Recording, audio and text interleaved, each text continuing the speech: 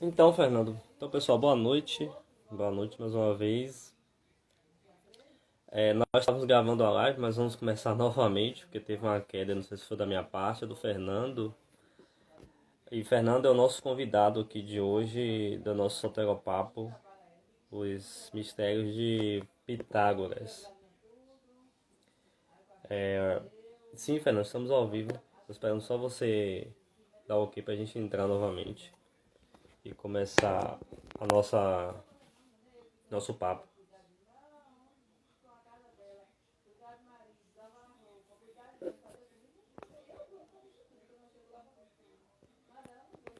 Só aguardar aqui.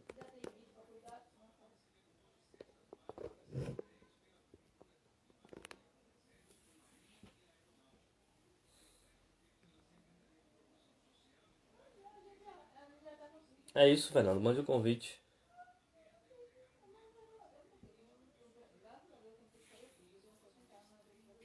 Manda só o convite para eu adicionar aqui.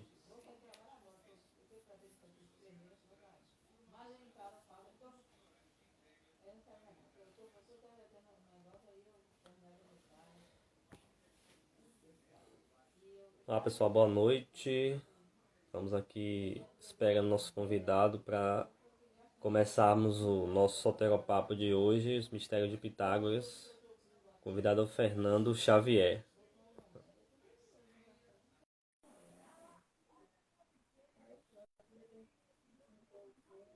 Já convidei, já tá entrando aqui.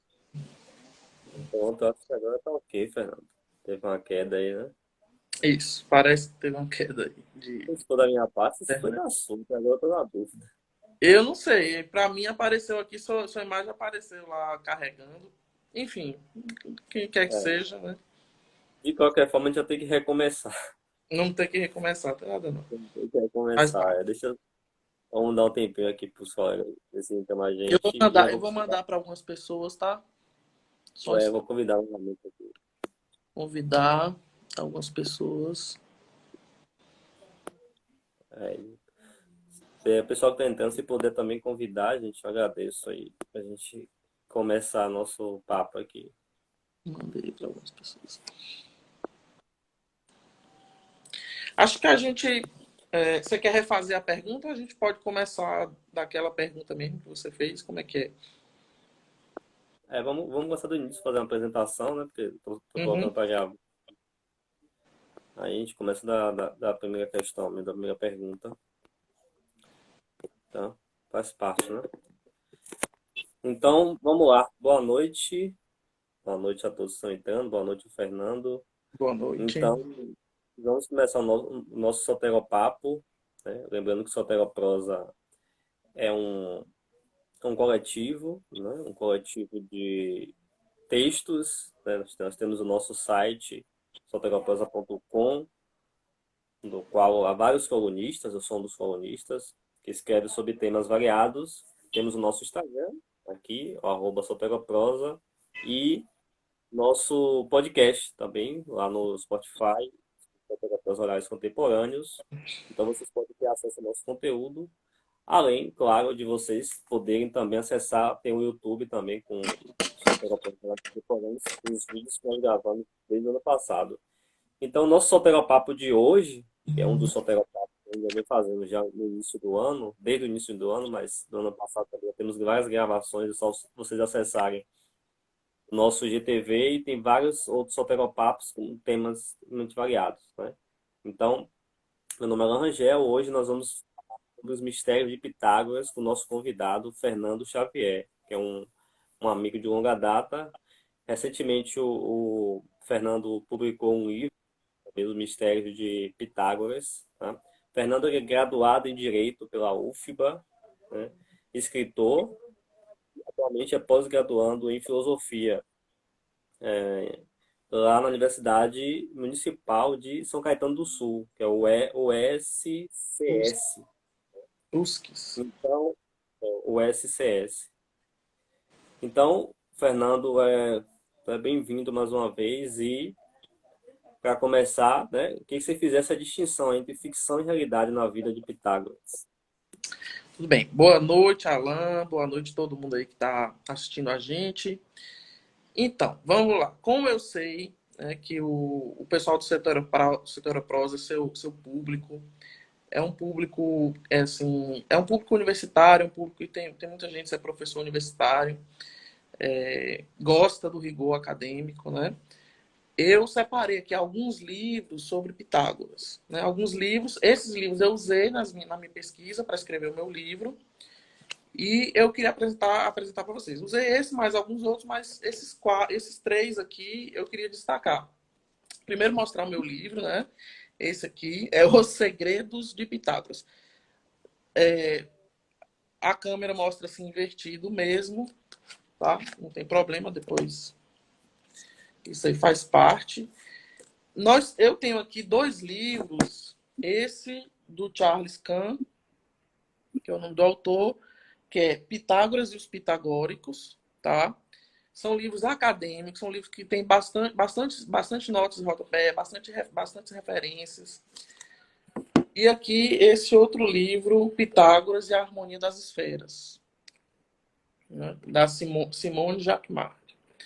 Então, apesar desse aqui também ter uma linguagem um pouco poética e tal, ele também tem bastante referências. Tá. Além desses dois livros, né, nós temos também os textos de Jâmblico, Diógenes, são filósofos são filósofos da época de Platão, mais ou menos ali. Eles viveram assim 200, 300 anos depois de Pitágoras, tá? E eles fizeram eles fizeram biografias de Pitágoras. Mas essas biografias, elas não são muito bem consideradas como instrumentos fidedignos ou instrumentos históricos. Porque quando você vai lá e vai ler o Jâmblico, vai ler o Diógenes ou Porfírio, que são os biografistas, né? Eles vão colocar coisas do tipo: Pitágoras brilhava mais que a luz do sol. O Pitágoras, ele tinha uma coxa de ouro, feita de ouro. Então a gente sabe que são coisas que são lendas, né? São mitológicas. Então aquilo meio que acaba maculando um pouco aquelas fontes. Então assim, a gente não tem muito o que saber sobre Pitágoras, né? O que, assim, vamos lá, do ponto de vista físico, como é que ele foi, né? Ele foi muito representado pelos artistas que veio de forma posterior com uma espécie de mistura entre um grego e um árabe. Né? Então a gente vê algumas figuras, Pitágoras com a barbona, que ia até o umbigo, né? Usando turbante, que são típicos, né, da cultura árabe. Mas por quê? Por que ele era retratado assim se ele era grego? Ele não era árabe. Porque a gente sabe que Pitágoras está relacionado com a matemática, não é? E a gente sabe também que os árabes foram os responsáveis por trazer os algarismos, né? Esse alfabeto numérico, que são os algarismos, que são chamados de indo-arábicos. Por quê? Porque, na verdade, a gente sabe que eles surgiram na Índia e foram trazidos para nós no Ocidente pelos árabes. Então, por isso, talvez, alguns artistas acabavam colocando Pitágoras de uma forma meio que uma mistura entre um grego e um árabe. Não é? Mas muito provavelmente ele não tinha essa aparência, né? O que a gente pode dizer que é realidade, ele era alto, ele tinha barba. Basicamente todos os biógrafos dele, todas as pessoas que referências dele colocavam mais ou menos essas características, né? Se a barba era grande, se a barba não era grande, aí a gente já não sabe, né? Provavelmente ele era alguém forte, ele era alguém que tinha porte, musculoso, né? Esse era o padrão estético da Grécia Antiga. Ele era referido como uma pessoa bonita, então que chamava a atenção, que tinha uma presença física, né? Então por aí a gente consegue entender mais ou menos o que é realidade em Pitágoras. Um outro ponto interessante na biografia dele que a gente não sabe, a gente não tem como bater o martelo. Pitágoras ele era vegetariano ou não, né? Isso aí a gente nunca vai saber, né? Porque muitas pessoas querem colocá-lo como vegetarianos, né? Mas essa tendência do vegetarianismo é uma coisa muito moderna, não é necessariamente, né? É algo que está presente na cultura indiana, e a gente vai entender por quê. E no restante das culturas do mundo, né, árabe, cultura egípcia, cultura grega, todas, nenhuma delas era vegetariana. Né? A de Pitágoras era ou não era. Basicamente, isso é uma coisa também que a gente sabe de Pitágoras. Ele ensinava a doutrina da reencarnação, a doutrina da imortalidade da alma e a doutrina da reencarnação. Por ensinar essa doutrina, é provável que ele tivesse um respeito pelos animais, né? Um respeito, e talvez ele evitasse realmente comer carne. A dieta do povo grego, a dieta do Mediterrâneo, basicamente é formada de quê? De peixe, e a única carne que eles comeriam de animal com sangue quente seria o carneiro, né? O cordeiro. Né? Inclusive que são símbolos do cristianismo, justamente porque naquela região ali do Mediterrâneo, Itália, Grécia, né? Oriente Próximo, Turquia, Israel, são basicamente os animais que eles comem. É peixe, porque é abundante, e carneiro, porque é um terreno montanhoso. Então não dá para você, é um terreno acidentado. Então não dá para você criar gado naquele terreno, né? O gado já é uma presença mais no Egito, em algumas ilhas da civilização minoica, né, micênica, mas provavelmente eles comiam peixe e carneiro. Pitágoras, talvez por ter essa consciência da imortalidade da alma e da reencarnação, talvez ele evitasse comer. É pouco provável que eles evitassem comer peixe, por exemplo. Um dos biógrafos falava que ele não comia feijões. Depois, até se a pessoa for ler meu livro, pode ser até que depois ela entenda, assim, poxa, por que eles não comem feijões e tal? Não é? É uma semente tem a ver com crescimento, então tem a ver com o número um, com a potencialidade, não é, daquele um de se transformar várias coisas, né? É como se você estivesse comendo um embrião de uma árvore. Então assim, com certeza eles eram respeitosos com os animais, mas eu acredito que, assim, aí eu já é uma coisa da minha opinião, da minha inspiração, né? Eu acredito que muito provavelmente o peixe eles comiam. Acho muito difícil eles terem uma dieta 100% vegetariana. Provavelmente eles comiam peixe. Mas a gente não tem como bater o martelo, dizer com certeza sim, com certeza não. Outra coisa também que é muito provável que aconteça na escola de Pitágoras. Eles aceitavam mulheres, né? Isso é uma coisa extremamente revolucionária para ele. Né? Porque a gente sabe, por exemplo, mais tarde vai surgir a Academia de Platão, mais tarde vai surgir o Liceu de Aristóteles. Nenhuma dessas aceitava mulheres. Né? Nós, antes de Pitágoras, temos várias escolas de mistérios. Muito provavelmente também nenhuma aceitava mulheres. A Pitágoras aceitava. Agora, claro, até que ponto de liberdade, até que ponto as mulheres podiam estudar nessa escola, a gente já não pode bater o martelo. A gente sabe que eles eram aceitos, mas muito provavelmente elas não viravam arquitetas, né? Elas não chegavam aos graus mais altos. A gente pode entender também por quê mais na frente. Então, enfim, é um exercício muito interessante. Acho que eu coloquei isso no prefácio do meu livro. Né? Falar sobre Pitágoras é desafiador, porque Pitágoras ele vai da magia à ciência. Né? Então, quando você fala de Pitágoras, você tem numerologia pitagórica, que muito provavelmente eles não usavam o número de forma divinatória, mas você tem a numerologia pitagórica, e você tem o teorema de Pitágoras, que é algo completamente científico, não tem nada a ver com misticismo ou coisa assim, não é mesmo? Então, assim, naquela época a gente não tinha uma diferença entre filosofia e religião, a gente está falando aqui de um pré-socrático, ou seja, foi com Sócrates que ou Platão, né, que algumas pessoas dizem que Sócrates é um personagem de Platão, a gente não sabe, mas foi com Sócrates que você separa a mitologia da filosofia, né?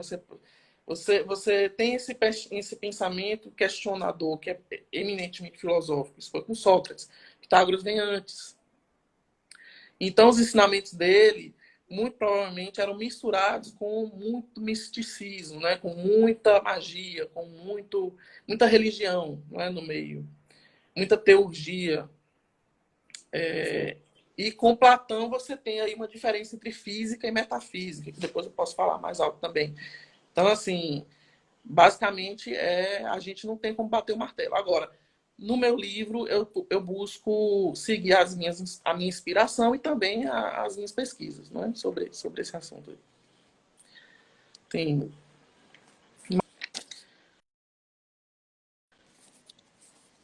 Alan.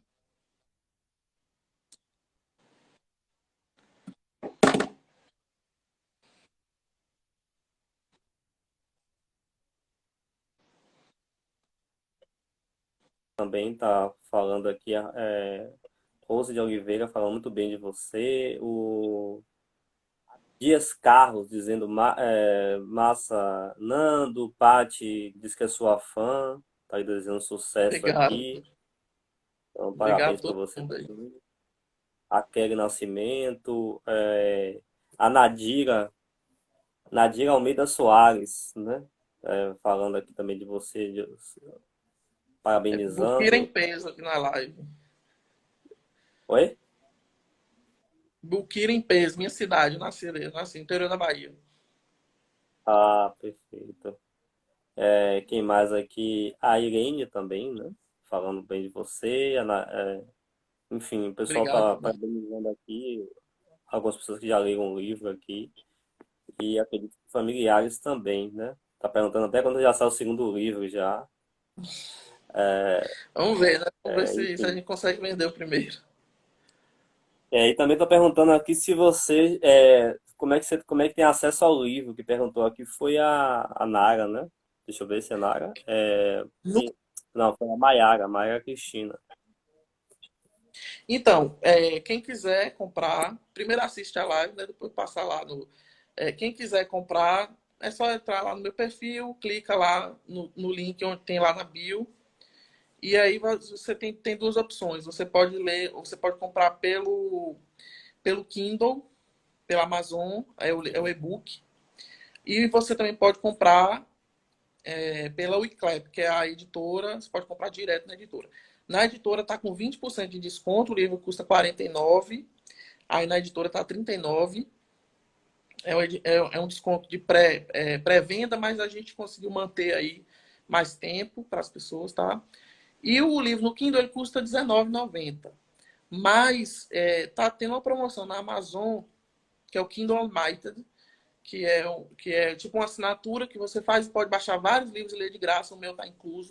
Você pode ler meu livro por R$1,99. Vai lá, depois da live, vai lá e assina o Kindle Unlimited. Você vai pagar R$2 e vai ter acesso a uma biblioteca enorme de livros durante 3 meses. Depois você pode cancelar, se não quiser. Lê o máximo de livro que puder aí durante 3 meses. Depois cancela, se não quiser continuar. E lê o meu também. Mas Maravilha. depois da Mas live. faça-se depois da live, isso que eu ia falar. É, Então vamos lá, Fernando. Quais são os principais conceitos da filosofia de Pitágoras? Eu queria que você respondesse essa questão. E também uma dúvida que me surgiu aqui.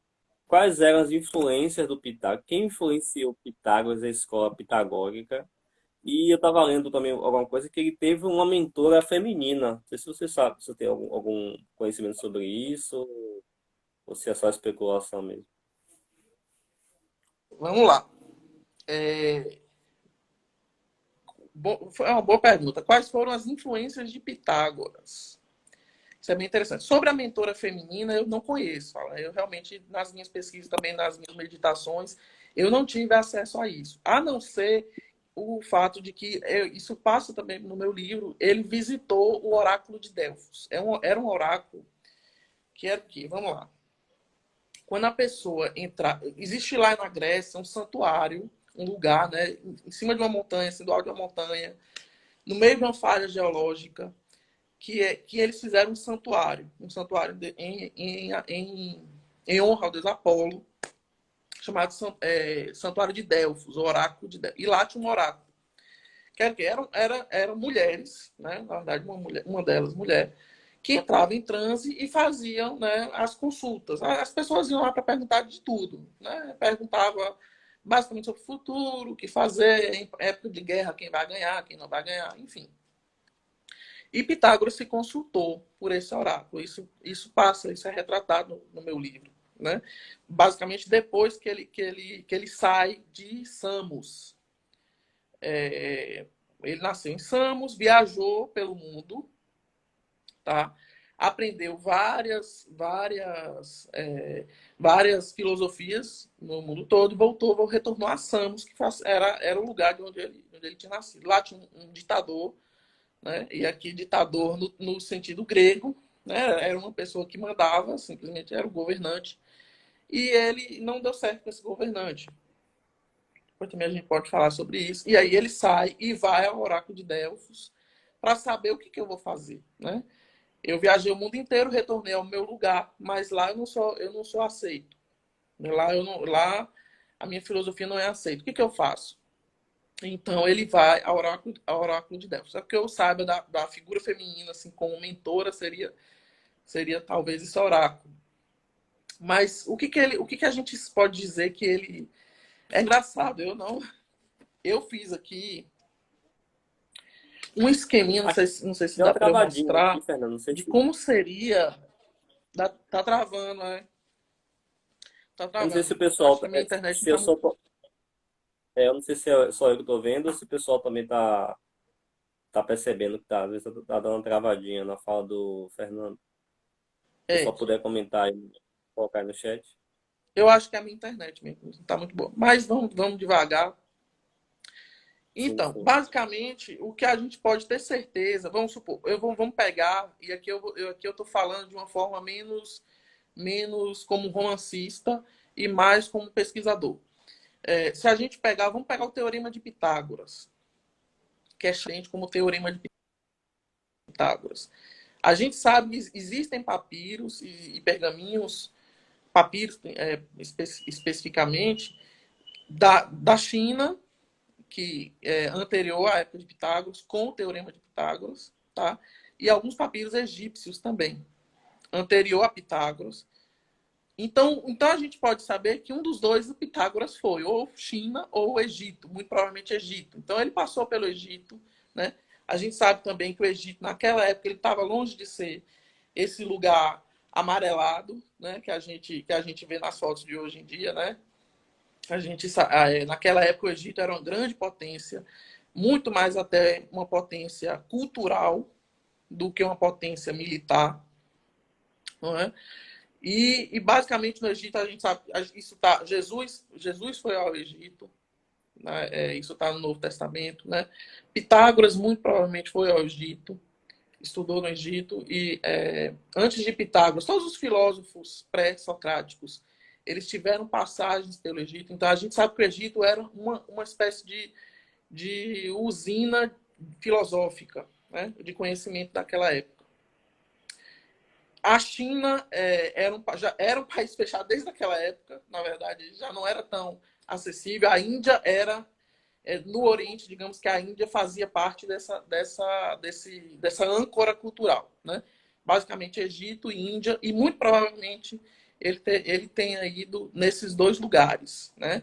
Muito provavelmente do Egito ele trouxe toda a filosofia dele, e da Índia ele trouxe toda a espiritualidade, a ideia da reencarnação, não é que existia, que também existia no Egito, mas não era doutrina oficial, não era doutrina popular da religião egípcia, né?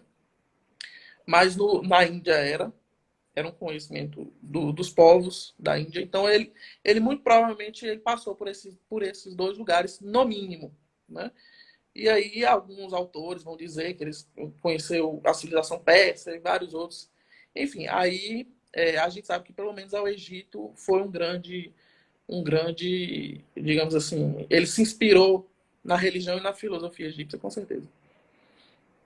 Isso aí, você perguntou, sim, acho que eu respondi, né? Essas duas perguntas aí sobre ele.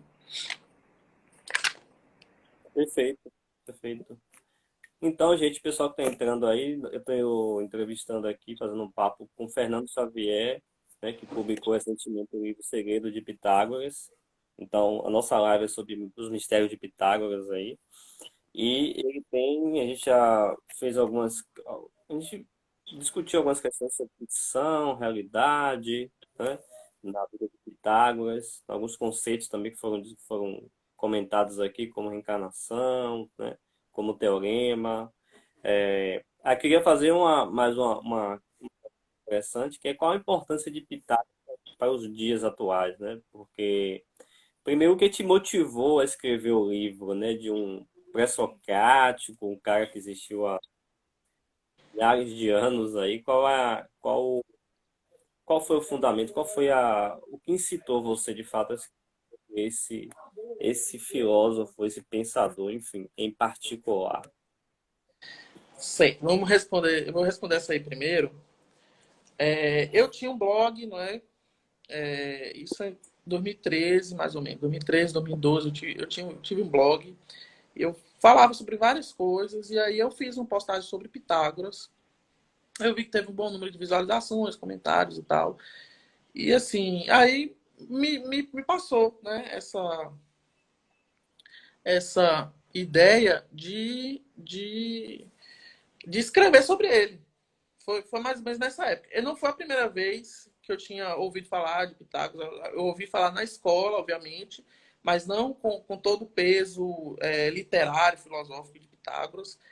Eu vi um documentário também que me marcou muito. Acho que eu tinha. Mas isso eu tinha o quê? 13, 12 anos de idade. Eu tive um documentário na TV Escola sobre Pitágoras. Depois eu vejo qual é o nome, eu não lembro exatamente, mas acho que dá para achar no YouTube.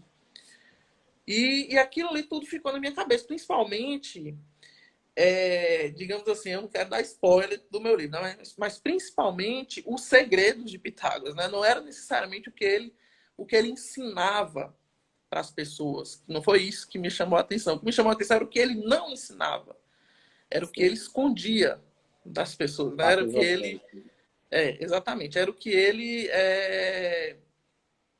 deixava como um ensinamento secreto, que a gente sabe o que é hoje, mas às vezes mesmo hoje a gente não para pensar no peso que isso tem, no peso filosófico, né? É o problema da quadratura do ciclo. Depois eu posso falar mais na frente. Mas então isso aí foi o que me chamou a atenção. Falou, velho, eu quero escrever sobre isso. Né? Depois eu passei pela faculdade e tal. Enfim, o negócio ficou sempre assim na cabeça, sempre esperando assim, quando eu tiver com tempo eu vou escrever, lá quando eu tiver velhinho. A gente pensa assim, não, aquela coisa do tem que ter plantar uma árvore e escrever um livro. Uma árvore eu já tinha plantado antigamente, essa falta de escrever. Mas isso a gente deixa assim, não, a gente não pensa assim, eu não vou ganhar dinheiro com isso, eu vou empurrando com a barriga o projeto, né? Mas aí eu falei, não, ó, vamos escrever, vamos botar para. Eu escrevi assim o primeiro capítulo sem nenhuma pretensão. Aí acho que um amigo meu leu o primeiro capítulo e ficou assim, ah, termina, cadê o resto? Escreve mais. Eu falei, poxa, o cara tá gostando, então vamos terminar. Vamos ver o que dá, né? Acho que parece que o negócio tá funcionando. É um projeto. Mas basicamente foi por causa disso, né? O peso filosófico de Pitágoras, eu acho que.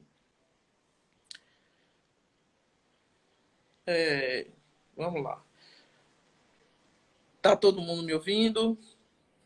Alguém aí dá um sinal aí, porque Não, eu eu tô te acho. ouvindo. Quando chove, tá tudo ok? Tô te ouvindo, tô te ouvindo. Tô te vendo também, te Ok. ouvindo. Tá aqui, ó.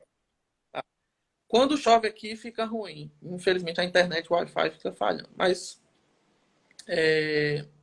então, basicamente, o motivo foi esse, do porquê que eu escrevi. E você me perguntou alguma outra coisa. Qual a Foi sobre a importância dele para a importância humanidade? Sim. para os dias de hoje. Então, vamos lá. Foi muito interessante ter falado isso. Vamos começar que Pitágoras, ele é um filósofo pré-socrático. E eu já falei no início da live que Sócrates ele vem trazer para a ideia do grego essa separação entre religião e filosofia, né? Entre sábios, autoridade e questionamento filosófico, um método, não é mesmo? De você questionar, no caso de Sócrates era maêutica. Platão ele vem trazer uma distinção entre física e metafísica, mas naquela época não existia essa distinção. E o problema que os filósofos gregos mais gostariam de resolver era o quê? Era o arquê, o que eles chamavam arqué, que significa o ser. O que é o ser? Né? Essa palavra, S-E-R, o que é o ser? E aí pode parecer uma pergunta boba, né? Não é boba. O que é o ser? Aí eu pergunto, Alan, você é Alan? Aí eu vou dizer, acho que está todo me ouvindo.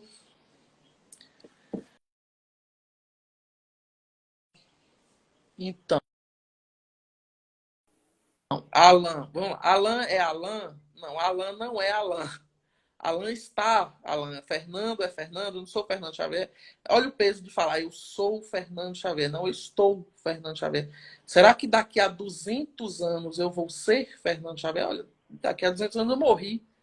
Eu vou virar pó, eu vou virar adubo, eu vou virar comida de verme.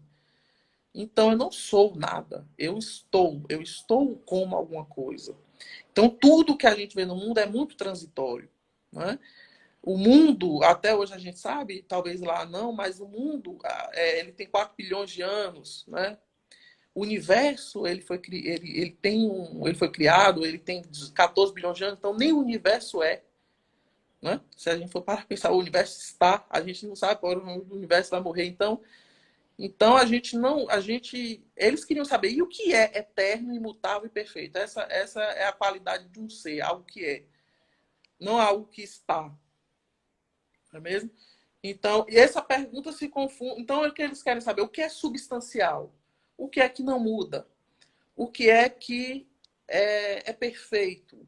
Não é? O que é que daqui a 300 milhões de anos vai continuar sendo o que ele é agora? O que aquilo é agora? Então, essa é a pergunta dos pré-socráticos, né? Que se confunde um pouco com o que é Deus. Se a gente for parar para pensar, né? Mais ou menos é o quê? É uma mistura de física, metafísica, religião. Então, era esse ambiente que os pitagóricos tinham. Então, você tinha, nessa época, você tinha Tales, falava que a água era o ser.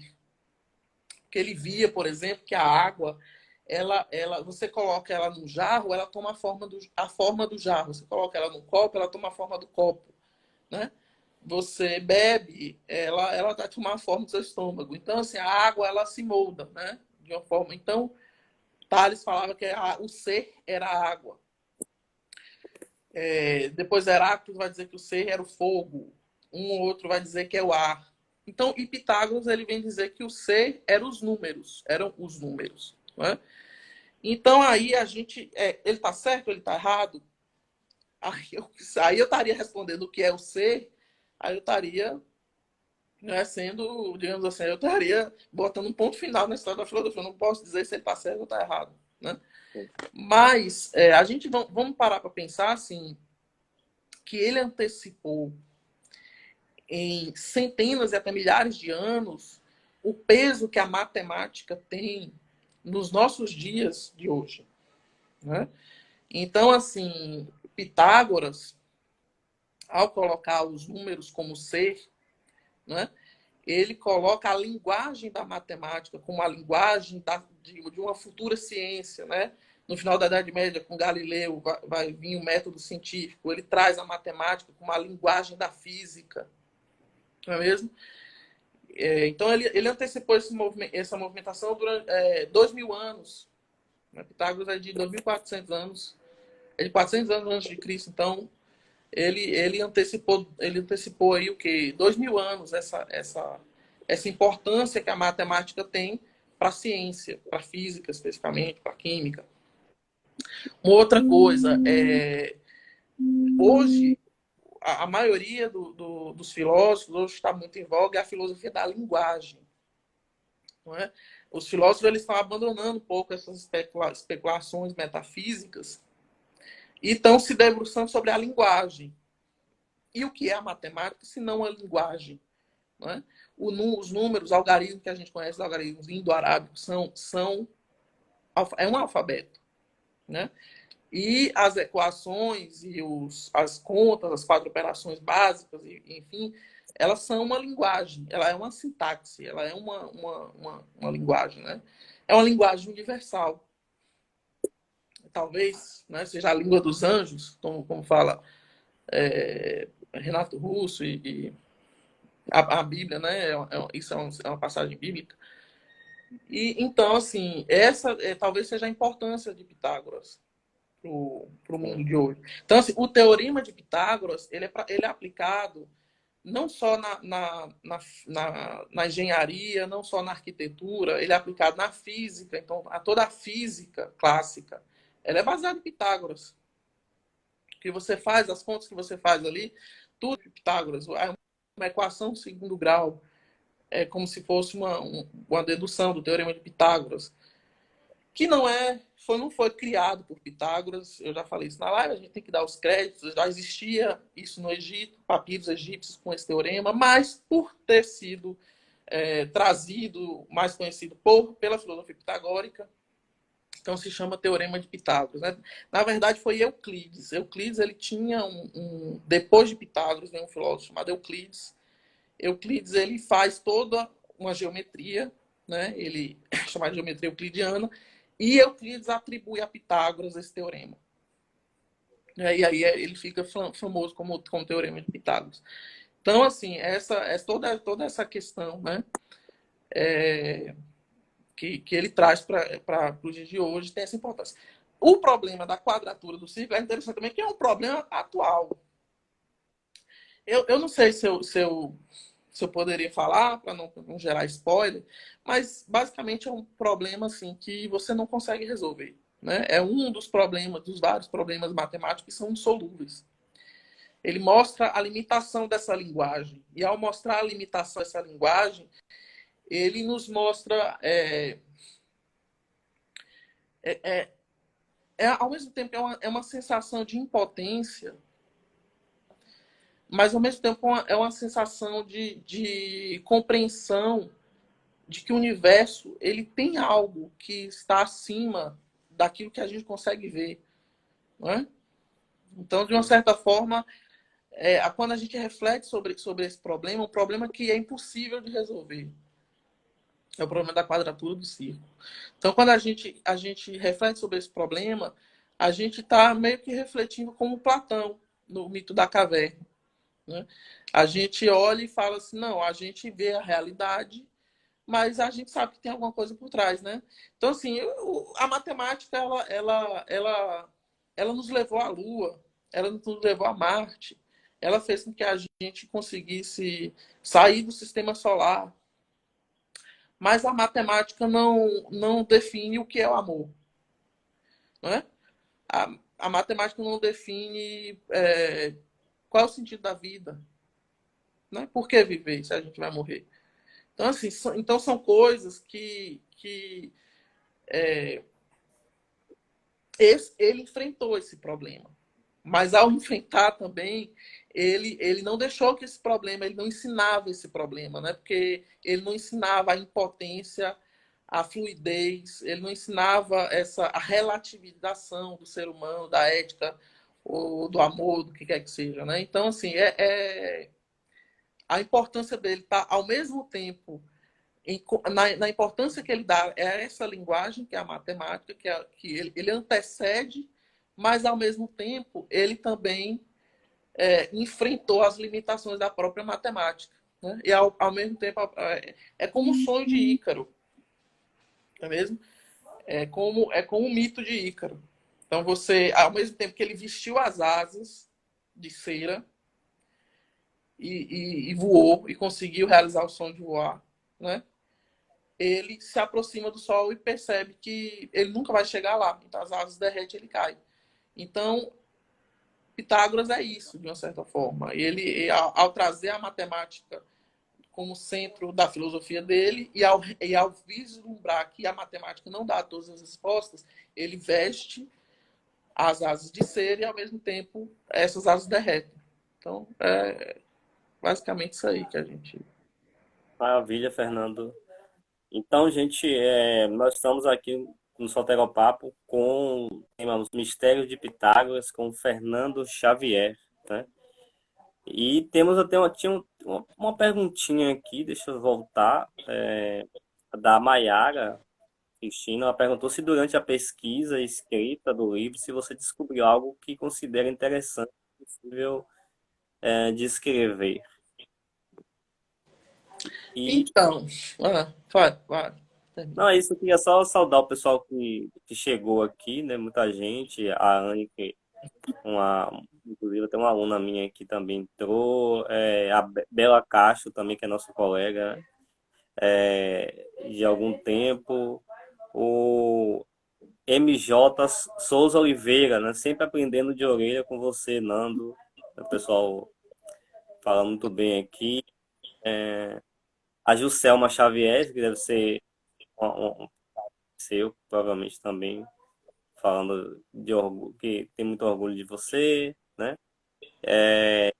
Que entraram É, a Normali também, que é nossa irmã também conhecida, também entrou aqui. Enfim, tem muita gente bacana vendo aqui a live. ok. Então, vamos lá. Como é que eu escrevi esse livro? Como é que foi a pesquisa para esse livro? Quando vocês forem ler meu livro, vocês vão ver que eu trabalho muito com meditação, tá? Eu trabalho muito com concentração, com inspiração, mas também eu não podia deixar de trabalhar com uma pesquisa histórica, né? Então, tinha alguma coisa que eu me surpreendia assim sobre durante na sua filosofia e tal. Para ser sincero, eu acho que a grande surpresa que eu tive realmente com a questão da quadratura do círculo. De restante, acho que quase nada assim me surpreendeu, porque assim, sobre a reencarnação, a doutrina que ele ensina, eu já tive contato com a doutrina da reencarnação bem antes, né? Antes no espiritismo, eu tive contato com isso. É, Sobre a questão do vegetarianismo, eu já tive contato também, né, na faculdade, muitos colegas vegetarianos. Eu até tentei virar vegetariano, acho que uns 3, 4 meses sem comer carne. Depois não dá. Sertão, Bahia, churrasco, carne seca com mandioca, não tem como dispensar, não. Aí acho que o sangue falou mais alto, mas enfim, acho que não teve realmente nada que me surpreendeu, não. Tem algumas coisas no meu livro que eu preciso até dizer assim, que são licenças poéticas, né? São coisas que muito provavelmente não se encaixava na sociedade pitagórica, tá? Mas eu coloquei porque eu quis retratar uma coisa que acontecia naquela época e nas sociedades que existiam naquela época, nas comunidades, né? Então, assim, basicamente, eu acredito que Pitágoras tinha noção do número zero, mas não explicava, não falava sobre o número zero, não é? Sobre não o número, mas a noção do vazio, né? Que até hoje a gente não sabe se existe o vazio absoluto, a ciência diverge muito sobre isso, mas parece que não existe vazio absoluto. Então, o zero realmente é uma abstração. Sim. Então isso pode ter sido uma licença poética e também uma coisa que talvez seja bem polêmico. Tem um ritual de magia que era muito praticado em algumas comunidades na época, chamado de Eros Gamos. Acho que o Frater sabe o que é, o Alan deve saber o que é. E depois, quem quiser, pesquisa sobre isso. E eu falo sobre isso também no meu livro. Eu prefiro tratar isso como uma licença poética. Não era algo que existia assim.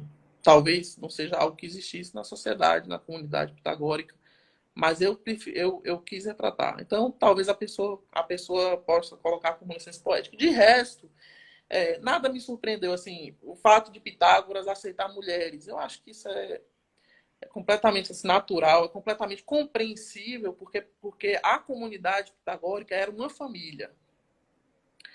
Então aquilo ali tinha os moldes de uma família. Né? Era uma comunidade, digamos assim, talvez era uma comunidade pré-monoteísta, então a gente pensa mais ou menos como vivem os índios de hoje em dia. A gente tem muito preconceito, assim, como vivem os índios, né? Então não existe essa coisa da monogamia, não existe essa coisa do pai, filho, a criança ser do pai, ser da mãe, né?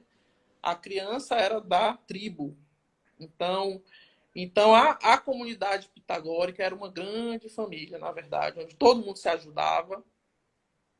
Era muito, muito assim restrita com relação às questões assim de ordem sexual. Eles eram muito, alguns dizem que eles eram celibatários, outros dizem que não, não é? E aí a gente não sabe, mas com certeza eles eram bastante assim rígidos com a questão, a moral sexual, né? Inclusive Pitágoras falava assim: purifique seu coração antes de deixar que o amor entre nele, né? Porque o amor, mesmo o amor mais puro, ele se polui num coração impuro, num recipiente impuro. Então ele tinha as mulheres e os homens dormiam em locais separados, né? Não era assim, não era uma coisa assim também que você passava a vida inteira na comunidade. Basicamente, as pessoas iam estudar naquela comunidade, né, nos templos daquela comunidade, e moravam lá durante um tempo. Depois, muitos saíam, outros não. Então, era uma coisa, muitos saíam, né, mas continuavam sendo Pitágoras, eles continuavam se reconhecendo como Pitágoras, como irmãos, né? Então, basicamente é isso, assim. Não teve nada além do que eu já falei, assim, que realmente eu posso dizer assim, nossa, isso me surpreendeu. Maravilha, Fernando. Fernando Xavier, né, acabou de publicar um livro, Segredo de Pitágoras. Se quiser mostrar o livro novamente, Fernando, para quem entrou depois, E, né? e E aí vocês vão poder ter esse- acesso, né? Vocês entram lá no Instagram do Fernando e podem, enfim, entrar em contato com ele, ele vai eu, direcionar. eu queria Pode falar. mostrar aqui, posso mostrar, eu vou. Aqui, eu acho esse símbolo muito importante de mostrar, é a Tetráctis. Inclusive, meu livro tem assim, alguns, algumas ilustrações, né, que eu uso para poder explicar. E essa Tetráctis é o quê? Ela é basicamente isso aqui. São 10 bolinhas no formato de um triângulo, né? Começa com uma bolinha, duas, três, quatro, a soma delas, 10. Dá o número 10. O número 10 é um número muito importante para Pitágoras, né? Então, assim, é bom a gente ter a consciência de que naquela época, na Grécia Antiga, eles não tinham os algarismos ainda, então as quantidades eram representadas por letras do alfabeto grego. Né? Alfa seria 1, beta seria 2. Mas eles podem representar também por símbolos. E aqui é um dos símbolos da escola de Pitágoras, essa tetráquis, que representa justamente isso. Né? Acho que o Frater sabe, o Alan sabe sobre isso. Né? Representa o 1. Aqui nós temos a representação do 1, do 3 e do 10. Né? Do 1 como essa potencialidade. O 3 porque faz um triângulo, né? E ao fazer um triângulo, você tem a unidade e a dualidade.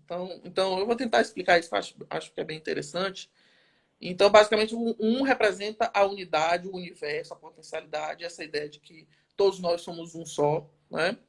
A ideia do Big Bang, né? Que todo o universo esteve unido numa coisa só. O 2 ele representa o quê? Ele representa a dualidade. Então, é como se o universo, ele ali é o Big Bang, né? Ele está ali. Mas ele precisa de algo oposto a ele para que aquilo saia da sua estabilidade, né? Ou a matéria antimatéria.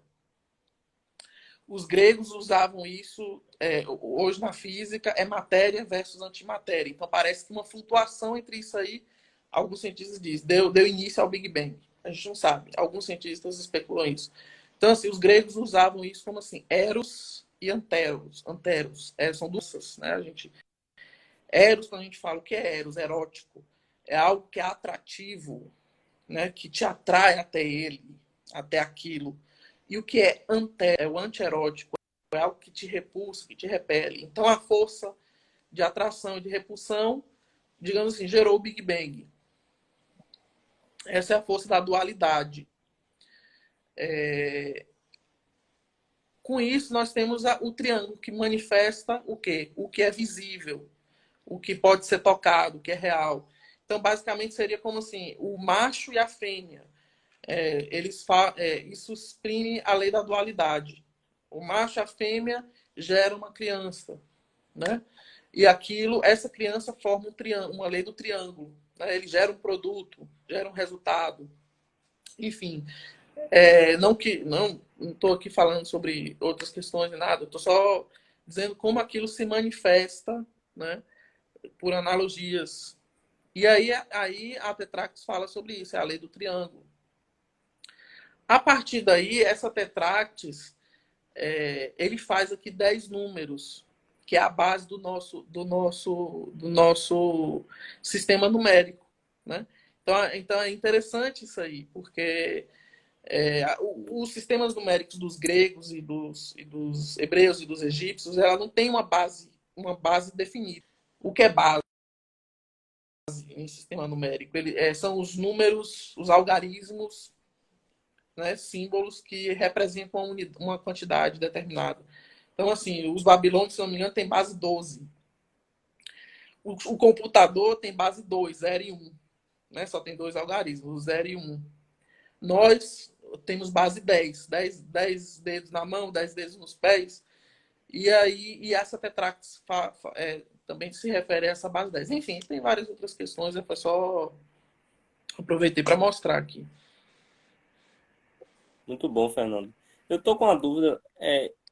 Acho que não sei se você chegou a mostrar o livro do Platão. É possível dizer que o Pitágoras foi o maior mentor do Platão? Ou Timeu, né? Timeu que... Isso, vamos lá. Boa pergunta. Eu considero o Timeu de Platão é um diálogo. Então, eu não sei se eu falei isso nessa ou foi na outra live que caiu. Os filósofos da Grécia Antiga, eles falavam da filosofia dele na forma de diálogos. Né? Então, assim, era basicamente, por isso que é chamado de Timeu ou Critias, aqui esse livro. É o diálogo que ele fez com Timeu e com Critias. São dois diálogos aqui. Mas o que realmente que eu considero um testamento pitagórico é o Timeu. E aí, por que eu digo que eu considero um testamento pitagórico? Porque quando a gente vai ver que tudo isso está lá. Então, a importância do 10 está lá, a doutrina da emanação está lá no Timeu, não é? Ele fala sobre a Atlântida, que hoje a gente considera, a gente acha que é um mito, né? A gente não sabe, provavelmente é um mito. Mas, enfim, toda a doutrina pitagórica a gente vê que está lá. A questão da harmonia das esferas, não é? A astronomia.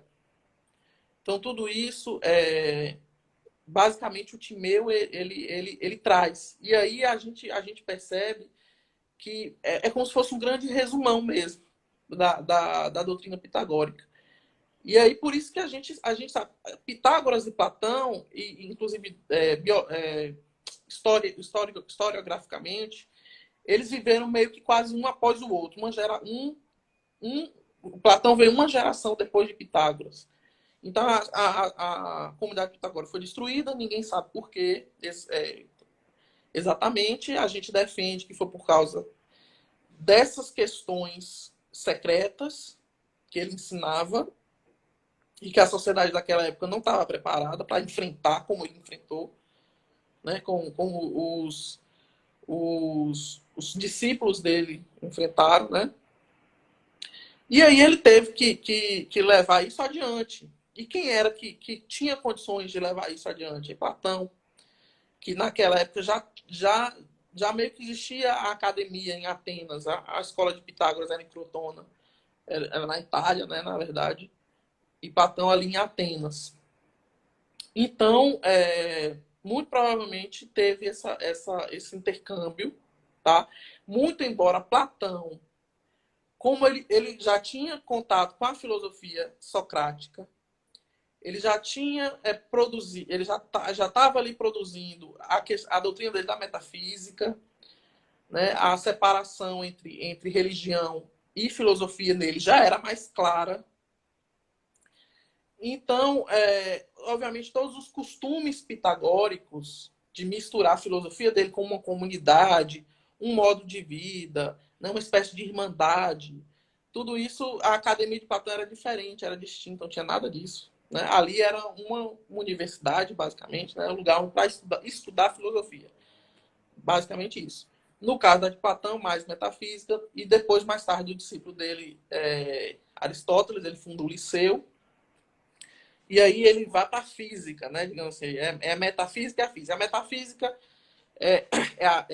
a filosofias mais profundas, né? Basicamente a busca do ser, que a gente já falou aqui. E a física sobre questões mais práticas, né? Mais voltadas mesmo para o conhecimento da Terra e do que a gente consegue ver e alcançar, no caso de Aristóteles.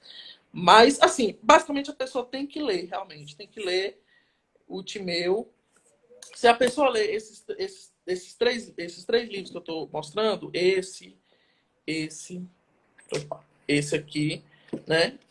E esse daqui, a pessoa, se pesquisar um pouco sobre a filosofia pitagórica, a pessoa consegue enxergar várias coisas realmente,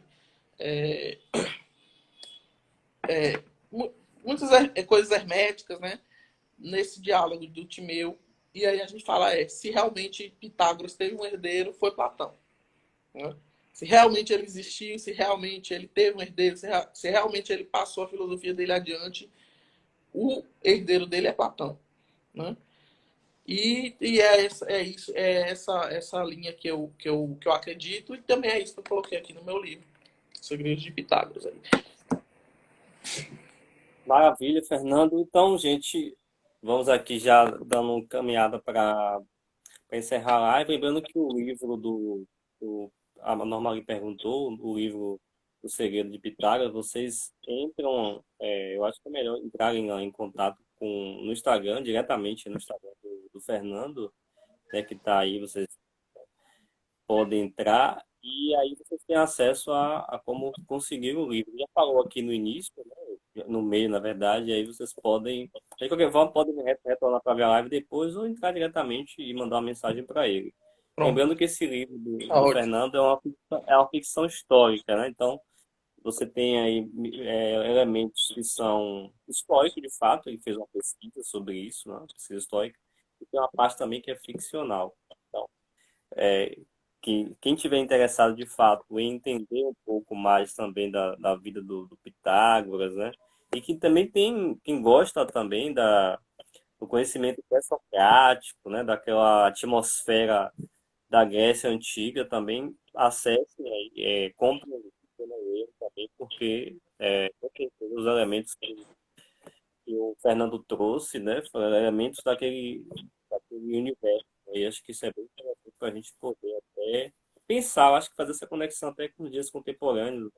E aí, para fechar mesmo, eu queria só fazer essa última questão, né? Ou seja, o que, que ele nos ensina para hoje, né? Qual a urgência de Pitágoras, eu diria, para o mundo atual? E aí você encaminha o encerramento da sua fala. Eu acho que eu já respondi um pouco essa pergunta, mas foi bom você ter falado, sim, porque, inclusive, por exemplo, a gente, do ponto de vista político, eu acho que a filosofia dele é muito interessante. Esse problema da quadratura do círculo dele tem tudo a ver, por exemplo, com o problema político que a gente está vivendo no Brasil, especificamente no Brasil. Então, assim, quem me acompanha, quem vê meus stories e tal, meu posicionamento, sabe, por exemplo, eu sou formado em Direito, sou bacharel, sou advogado. Então, assim, a gente vive uma espécie de vale-tudo jurídico no Brasil. Né? Quem estudou direito sabe assim que existem várias formas, existem quatro formas clássicas de você interpretar então, uma lei. Então, o mesmo texto, só aí o mesmo texto, ele pode. O mesmo texto, o mesmo artigo, ele pode só aí. E aqui eu estou falando das formas clássicas de interpretação do direito. Ele pode dar quatro formas diferentes de você julgar algo. Isso dos 4 cânones da interpretação. Interpretação histórica, interpretação teleológica, que é finalística, né? E tem outras duas lá que agora não me lembro, mas enfim, só isso. Você tem 4 formas de dar respostas distintas para um mesmo artigo, um mesmo problema jurídico. Se a gente for estudar hoje em dia, ainda existem milhões e milhões de formas de interpretar uma lei, a gente sabe que a gente consegue usar o sistema jurídico para o que quiser. Alguém que realmente não queira. Então, assim, eu acho que a gente vive um momento de vale tudo jurídico, tá? Eu acho que isso começou, sim, lá atrás, principalmente com a Lava Jato, começou. Então, assim, a Lava Jato trouxe benefícios, a Lava Jato trouxe dinheiro que foi provavelmente furtado, provavelmente foi desviado, né, do Brasil, do brasileiro, mas ele usou métodos antijurídicos completamente contrários a, a, ao Código de Processo Penal, a qualquer norma jurídica, se utilizando justamente de interpretações completamente heterodoxas. A gente tem um Supremo Tribunal Federal que faz isso o tempo inteiro. Então, é um Supremo que há 2 anos considerava Sérgio Moro um juiz competente para julgar o caso de Lula, por exemplo. Hoje já não considera mais. O que mudou na lei? Nada. Não mudou nada na lei. O que mudou é que antes não tinha vazamento de áudio, hoje tem. Então, assim, eles erraram lá atrás ou erraram agora? Entendeu? Ou então não erraram, eles deram o que quiseram dar lá atrás e estão dando o que querem dar agora. Então, assim, e da mesma forma, isso tem um pouco. A gente reflete isso no Pitágoras. Então, quando o Pitágoras ele enfrenta o problema da quadratura do círculo, por que ele se assusta? Justamente por causa disso. Porque mal utilizado é um problema que vai dizer para você o seguinte: vai dizer para você, Alan, olha, não há certo e errado. Não há certo e errado. Né? A gente está falando aqui para você não comer carne, mas não há certo ou errado. A gente não vai saber uma resposta correta. Não existe belo ou feio, não existe verdadeiro ou falso. Então, é um problema que, se você não sabe lidar com isso, é muito perigoso. Né? E foi isso que levou a comunidade pitagórica à destruição. E é um problema que o Brasil tá passando. Está passando. O brasileiro, sem querer ou não, ele pode não perceber, mas o brasileiro tá assim, ele está com o problema da quadratura do círculo na frente dele. Entendeu? Ele está com um problema seguinte: e aí, eu apoio um juiz que manipulou um processo, mas devolveu o dinheiro roubado, ou eu fecho os olhos para o dinheiro roubado, porque eu não posso usar os mesmos métodos de quem roubou. Né? Os fins justificam os meios. Não é isso que Maquiavel cinicamente, e cinicamente eu estou usando no sentido filosófico, né? Pragmaticamente, falou sobre isso. Então, assim, brasileiro tá enfrentando isso, e aí a gente fica... Isso explica muito a divisão que a gente está tendo no Brasil. Né? Então, infelizmente, a gente está passando por isso. É uma analogia interessante, né, que você fez aí com a quadratura, Uhum. com o momento atual. Então, Fernando, gostaria muito de agradecer a sua participação na nossa live, nosso Soteropapo.